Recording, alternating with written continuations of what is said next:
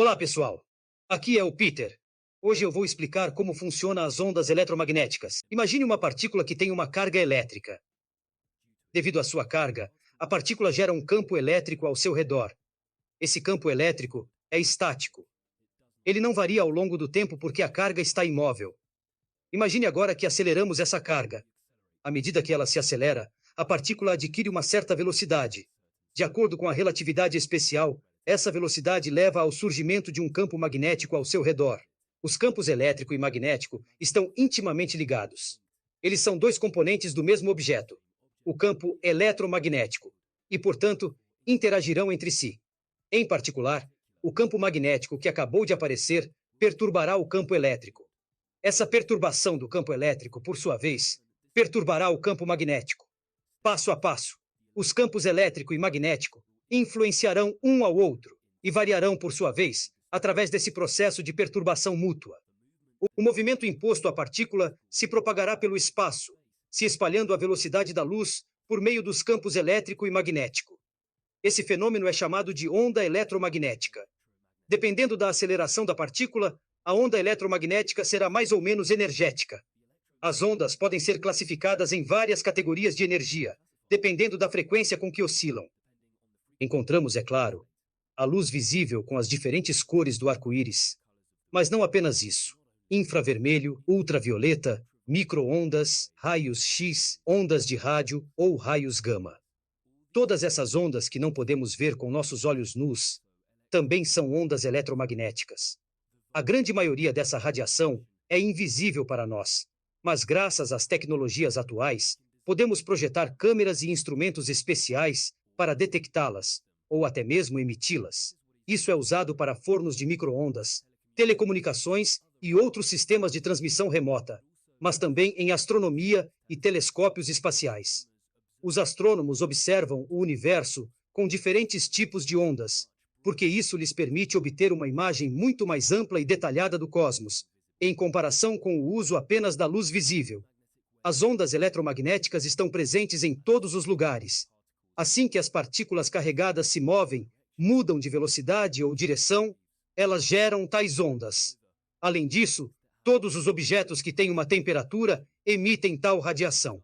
Para entender, é necessário olhar para a escala microscópica. A temperatura de um objeto corresponde à agitação de seus átomos, que são compostos por um núcleo com carga elétrica positiva e uma nuvem de elétrons com carga negativa. Quando esses átomos vibram, as nuvens de elétrons se movem como se estivessem ligadas por uma borracha.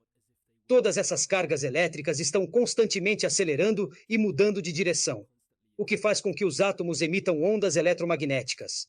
Essas ondas se tornam mais energéticas à medida que a temperatura do objeto aumenta.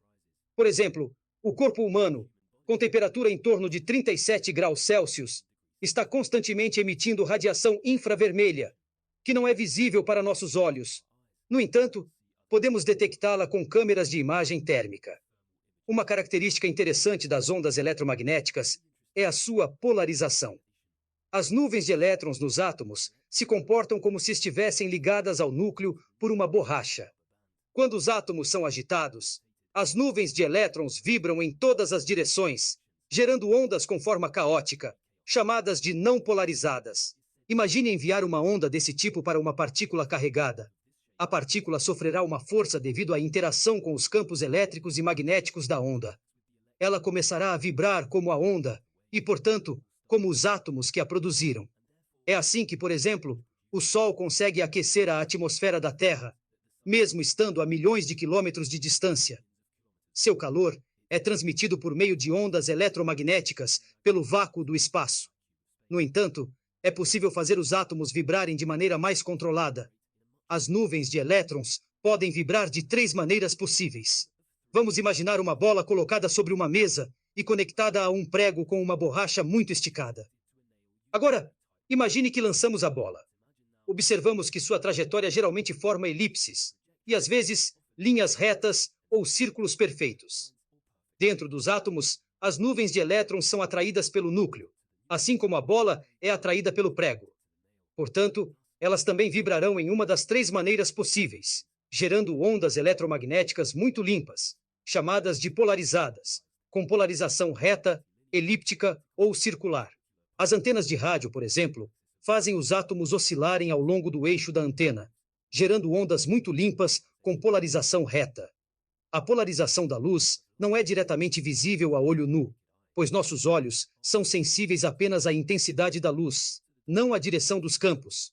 No entanto, essa é uma propriedade crucial que influencia como a luz interage com os objetos. Existem filtros que podem absorver certas polarizações, chamados de polarizadores. Eles são usados, por exemplo, na tecnologia 3D de cinema, onde é possível projetar duas imagens simultaneamente com duas polarizações diferentes, e projetar óculos com lentes polarizadas, que deixarão passar apenas uma das duas polarizações. Finalmente, as ondas eletromagnéticas, como todas as ondas, se comportam de acordo com princípios muito específicos no espaço. Elas se somam umas às outras. Se sobreponho dois picos, obteremos um pico duas vezes mais alto. Se superponho uma onda com sua exata oposta, elas se cancelarão perfeitamente. Esse é o princípio da superposição de ondas, chamado de interferência.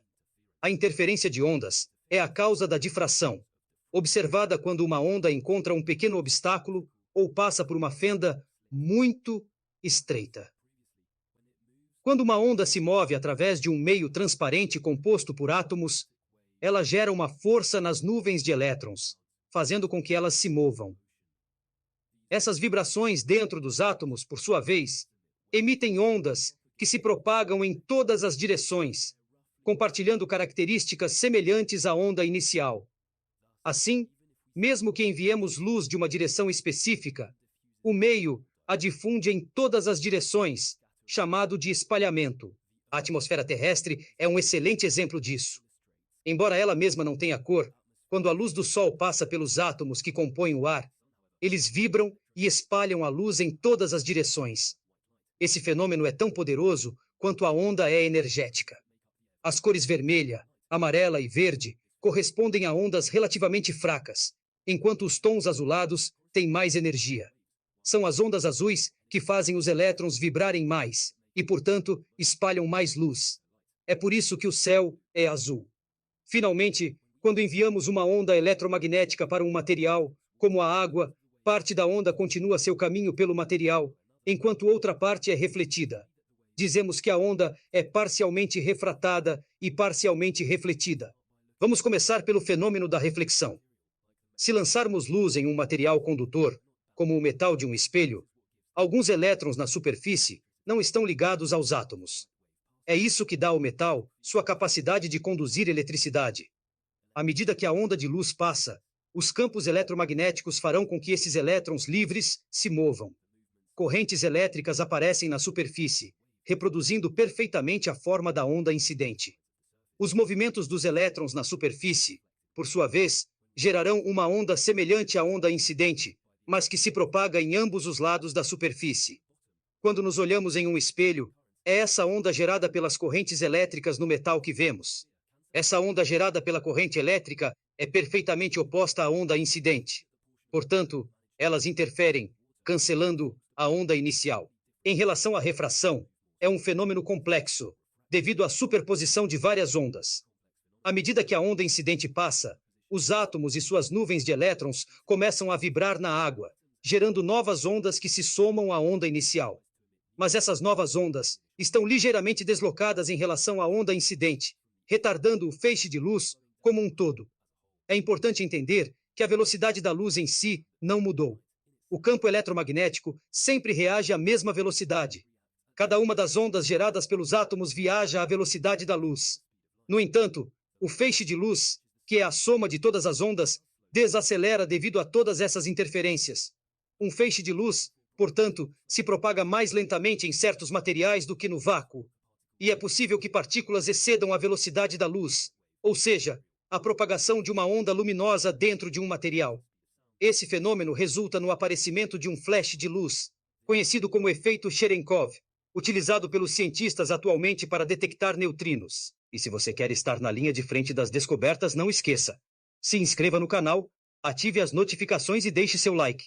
Vamos nessa?